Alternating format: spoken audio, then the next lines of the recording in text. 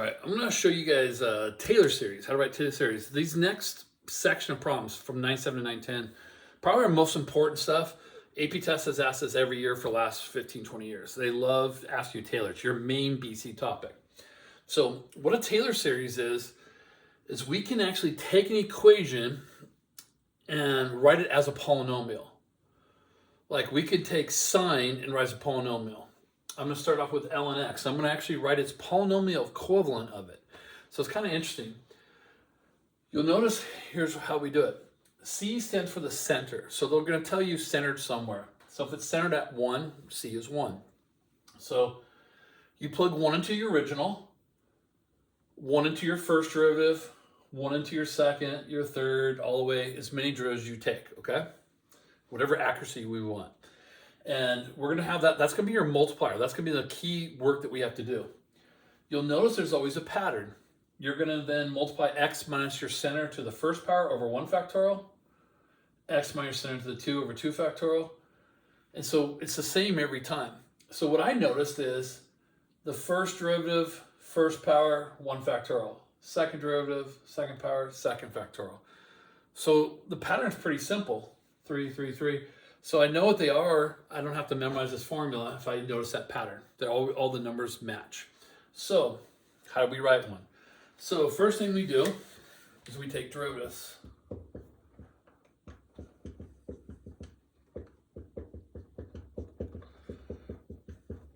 Now how many derivatives do I take? How many do I go? Well, here's what they're going to say to you. They'll say, write the first 3 terms. So you take a few derivatives, so the first 3 terms that show. They might say, write the 5th degree. The degree tells you what power you want to see. That's how many derivatives you're going to need to take. So when they're very specific, like, hey, write the 4th degree, you're going to have to take 4 derivatives. So I'm going to do 2 more. Actually, I'll stop there. I'll do 4th, okay? All right, now, here's what we do. We plug the center into all of these. So I got to find f of 1, and ln1 is 0. I got to find f prime 1. I plug 1 into the first and I get 1. I'm just plugging into all these derivatives.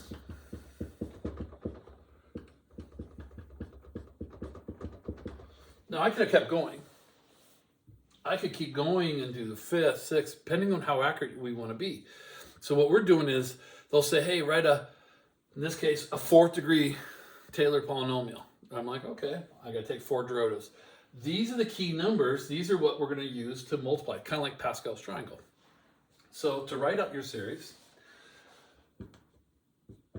usually we'll call it P of something X. There'll be a little subscript here. So if they want a 4th degree, they'll say P of 4X, just telling you what degree it is. I'm just showing you multiple degrees, so I'm not labeling it at this time. So if you just wrote the first term, it's 0. 0, okay? That's this guy, f of 1. Plus, you plug in, and we got 1 times x minus your center. My center is 1 to the first power over 1 factorial. See how everything's, first derivative, first power, 1 factorial. Then the next one, I'm onto this one, negative 1. And then, since it came from the second derivative, it'll be 2nd degree and 2nd power. Now the 3rd derivative is 2, so he's going to go with all the 3's. So there's a 2x minus 1 cubed over 3 factorial. And the last guy, minus 6, is from the 4th derivative. Minus 6, x minus 1 to the 4th over 4 factorial. Now typically, a lot of times we'll say just stop there and you're done. But this one cleans up pretty nice, so I'm going to show it to you.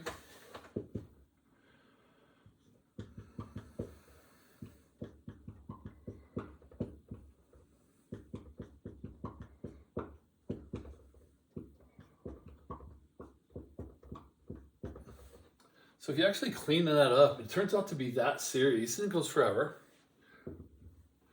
But if someone said write a 2nd degree, you would have stopped right here, and this would not be part of it. That's a 2nd degree, 3rd degree, 4th degree, all the way to there. You got to keep every term up to it. So there's a 4th degree if that's what they asked for. And that is equivalent to that. You're like, well, how's that equivalent? Well, if I were to approximate near the center, so center was 1, so like 1.1. If you find the ln of 1.1, you'll get a value, the actual value, with your calculator. But if you plug 1.1 in here, you should get something very close.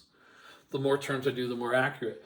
So this is a polynomial that's in place of ln x, all right? And so we can only center this one at 1 or 2, something like that, because it doesn't exist in the negatives or 0, right? So that's a polynomial that represents natural log centered at 1.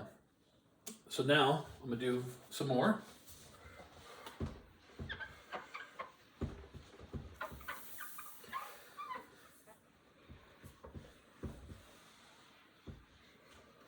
So let's change up the directions a little bit and say we're going to do a sine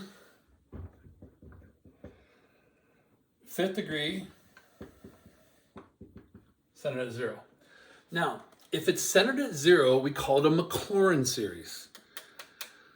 So it must have been Maclaurin discovered it. He discovered it works for 0. And then Taylor came in and said, well, it works for any center. You know, let's try a different center. That's my guess.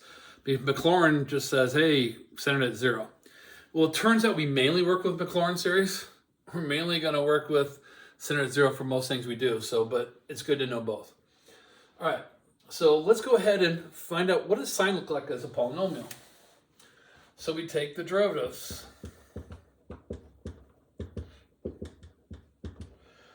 I want a 5th degree, so I got to go all the way down to 5. All right. So that's a 5th degree for sine. All right. Now I got to plug 0. Remember, you got to plug into the original and all these. So I got to find f of 0, which is 0. Cosine of 0 is 1. Sine of 0 is 0. Negative cosine, so I get negative 1. But you notice all the sine ones, sine of 0 is 0. All the even ones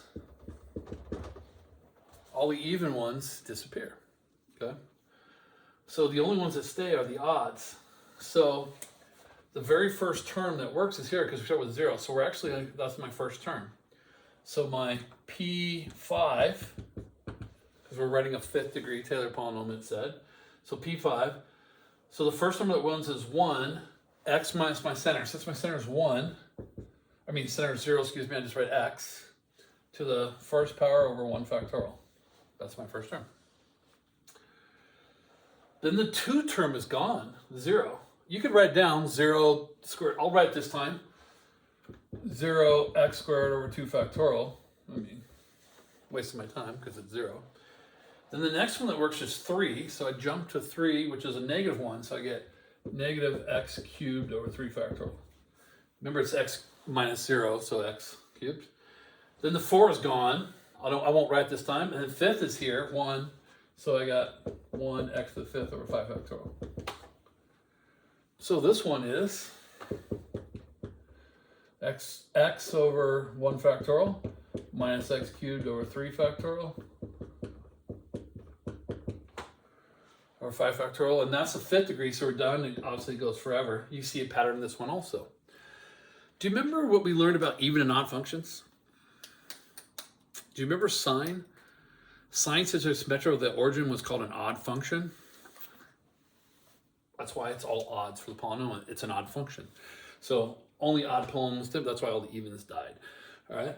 So kind of a cool little thing you notice about that. So this thing right here is equivalent to sine x. Obviously, it's only 5. We can see the pattern 7, 9, 11. The further you go, the more accurate you'll be. So that is sine as a polynomial. Now we'll later memorize we'll memorize 4 of them, Maclaurin series. And this is one of them we'll memorize. But it's easy to memorize because sine is the odds. That's how I memorize it. All right, so now let's do cosine.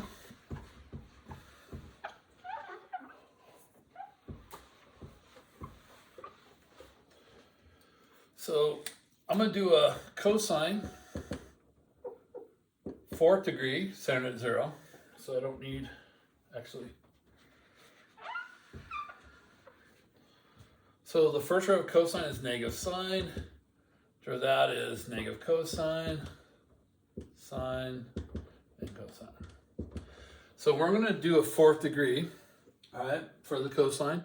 And so I take my first four derivatives and I'm going to plug 0 into everything. F of 0 is 1. F prime of 0 is 0. F double prime of 0 is -1. We're right here. Triple prime of 0 is 0. And fourth prime of 0 is 1. This time, all the odds are gone and the evens are going to stay. So your P4, your first number is 1. So actually the first number existed 1. That's this guy. 0, this guy's gone. Then -1 is on the 2. So -1 x minus 0 squared over 2 factorial. It's always 2 and 2. And then 0 for the 3. And the 4 is 1. 1 x to the 4th over 4 factorial. So it's pretty much already cleaned up. I mean, this one is understood. And as you notice, cosine is an even function, if you remember, because it's measured about the y-axis.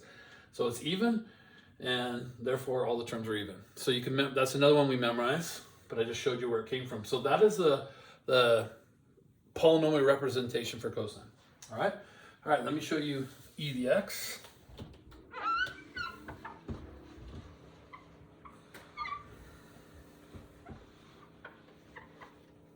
So we're going to do e to the x, and let's do 4th degree. I'll keep it here, and we're going to center it at 0. So the derivative of e to the x is e to the x, e to the x, e to the x. So when I plug in 0, I get 1, 1, 1, 1, 1. So every number is just 1. I mean, I would usually write that out and show that. So my P4, well, you get 1, 1, x to the 1 over 1 factorial plus 1 x squared over 2 plus 1, because it's always 1 times the next term. Oops, not my pen. X3 over 3. If we're doing a 4th degree, one more. And that's another one we'll memorize. E is pretty easy to memorize. Everything just goes up. Every term is there. So that's e to the x as a polynomial. So do you remember there were some integrals we couldn't do with e to like x squared stuff? And we're actually going to learn how to do them with Taylor Polynomials, how to approximate them. So pretty cool. This is e to the x. That's the third of 4 that were memorized. I won't be telling you the other one today.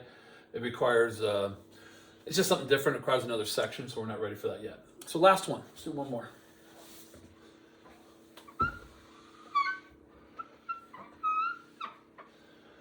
So here's where it might get a little tougher is we're going to change the center here. So we're going to do sine. Center at pi over 4. All right. Let's just do a 4th degree. So I'll put 4th degree. So they could say 4th degree, first 4 term, whatever. Now, I've asked this on the test before, and I've had students go, oh, good, I'll just use the memorized one. No. That only works centered at 0.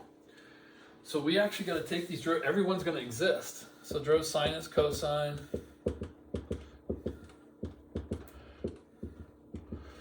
And we got to plug in pi over 4 into everybody. And everybody exists at pi over 4, so every term is going to be there. So I got f of pi over 4. I got to find f prime of pi over 4. F double prime. Triple.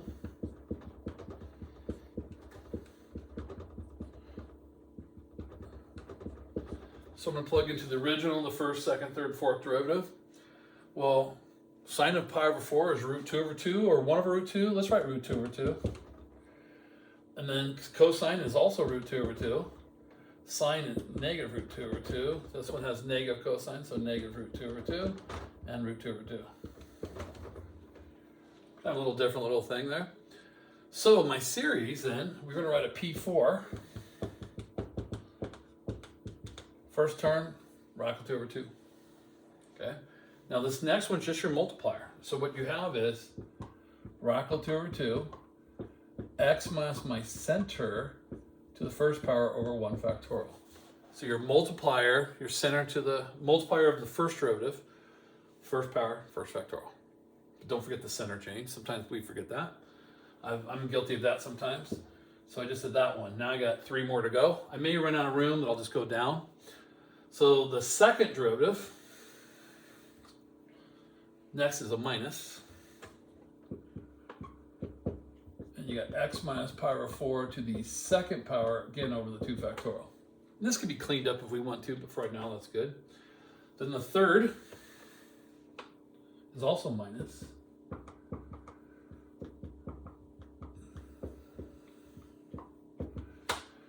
And that's the third, and now I'm on the fourth. Positive root 2 again, I'll just write it down here.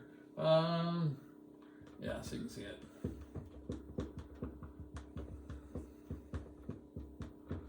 Just so it's not crunched there.